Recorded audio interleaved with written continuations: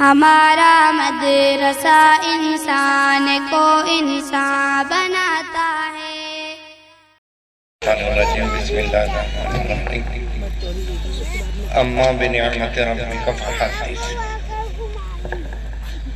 معزز و مکرم علماء کرام اور خاص طور پر گجرات سے تشریف لائے ہمارے قاری صاحب مدد اللہ العالی، ابھی کل سے ہم لوگ حضرت کے بیانات سن رہے ہیں۔ رات میں بھی انعام العلوم میں ہم لوگ سب موجود تھے اور رات میں بھی بڑے اچھے انداز میں حضرت نے بات رکھی، اور ابھی یہ جو 40 طلبہ نے حفظ کی تکمیل کی ہے ہمارے مولانا نعیم صاحب کے مدرسے میں، یہاں بھی حضرت نے خطاب فرمایا۔ دیکھیے اصل تو اب مسئلہ سب ختم ہو گیا تھا، حضرت کی تقریر کے بعد خود بیان کرنا یہ تو سوء ادبی ہے، لیکن چونکہ حضرت کا حکم ہوا اس وجہ سے یہ 2-4 کلمات میں کہہ رہا ہوں۔ ایک بات ذہن میں رکھیے کہ ہمارے علاقہ میں 40 سال پہلے صورتحال یہ تھی کہ صرف ہمارا مدرسہ جامعہ اسلامیہ کاشفالو میں ایک مدرسہ تھا، اور اس کے بعد پھر مدرسے قائم ہونا شروع ہوئے۔ ذہن میں رکھیے کہ یہ جو مدارس ہیں، ان مدارس کے قیام سے تمام دینی کام کے لیے زمین جو ہے ہموار ہوتی ہے۔ مدارس آ کر جھاڑ جھنکر اور جو ہے ساری زمین پر جتنے جو ہے غیر شرعی چیزیں اور اسلامی تعلیمات میں جتنی مانع اور روکنے والی چیزیں رہتی ہیں، یہ مدارس قائم ہو کر ایک ایسی فضا قائم کرتے اور ایسی زمین ہموار کرتے ہیں کہ اس زمین میں پھر آپ دین سے متعلق جو بھی پودا لگائیں گے وہ پھولتا اور پھلتا ہے، سمجھے نہیں؟ تو 40-43 سال پہلے، اب ہمارے مدرسے کو بھی 43 سال ہو گئے، 43-44 سال ہو رہے، تو اس سے پہلے ہمارے اپنے علاقے میں ہم نے دیکھا کہ سوائے ایک مدرسے کے ایک ناندیڑ میں مدرسہ تھا اور یہ دوسرا کاشفالو۔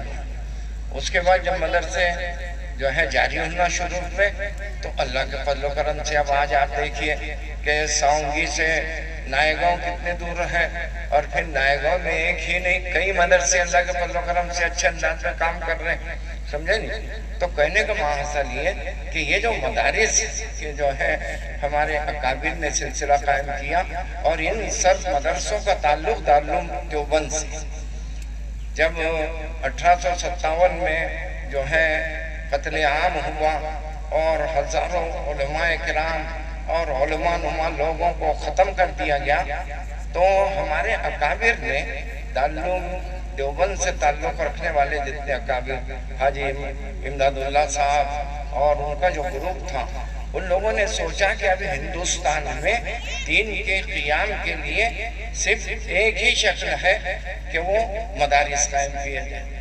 چنانچہ دارالعلوم دیوبند قائم ہوا، اور دارالعلوم دیوبند قائم ہونے کے بعد پھر اللہ کے فضل و کرم سے پورے ہندوستان میں مدرسے قائم۔ تو ماحصل کہنے کا یہ کہ یہ ایک بہت بڑی نعمت ہے، ان مدارس کو نعمت سمجھو، اور اس مدارس کی قدر کرو، ان کے چلانے والوں کا تعاون کرو۔ وہ جو عام طور پر حدیث ہم لوگ پڑھتے ہیں نا ایسے موقع پر، اغدو عالماً او متعلماً او مستمیعاً او محباً، اس میں اہل مدارس اور مدارس سے جہاں جہاں مدارس قائم ہیں ان چاروں کے لیے حکم ہے، عالم بنو متعلم بنو۔ عالم و متعلم کا تعلق مدرسوں سے ہے، سمجھے نہیں؟ یہ تو ٹھیک ہے، اس میں لگے ہوئے ہیں کہ وہ عالم اور متعلم بن رہے ہیں۔ اس کے بعد 2 چیزیں ہیں، مستمیعاً او محباً، ان کی بات سننے والے بنو اور ان سے محبت کرنے والے بنو۔ اس کا تعلق عوام سے، سمجھے نہیں؟ تو اب یہ جو جتنے بھی مدارس چل رہے ہیں، ان کی سرخروئی اور ان کی ترقی، اس کو دیکھ کر آپ خوش ہو جا کیجیے۔ جیسے ابھی حضرت نے ذکر کیا کہ ان حفاظ کے آج حافظ بننے پر خوش کون ہوگا؟ حضرت نے ذکر کیا کہ ان کے والدین اور متعلقین لوگ خوش ہو جائیں گے، لیکن ذہن میں رکھو ان کے حافظ بننے اور علماء کے عالم بننے پر ہر ایک صاحب ایمان خوشی محسوس کرے اور اپنے دل میں یہ محسوس کرے کہ یہ خوشی کا ایک موقع ہے۔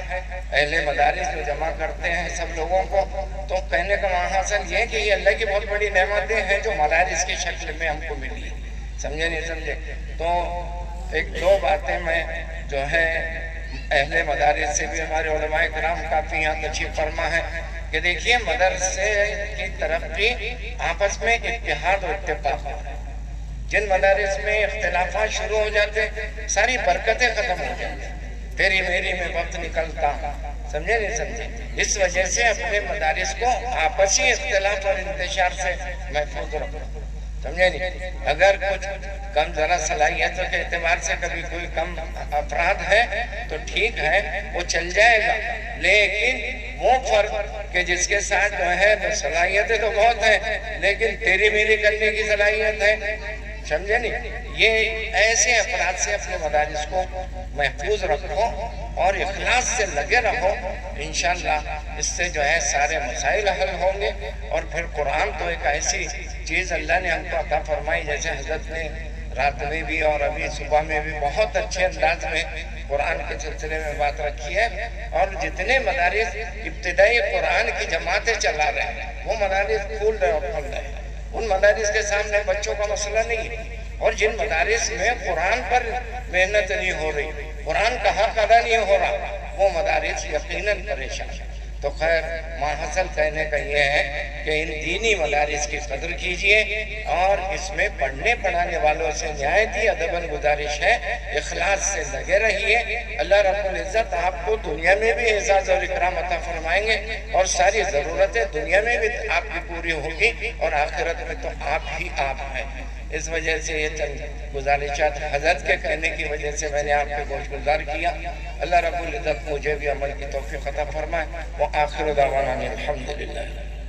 وہ حضرت سے دعا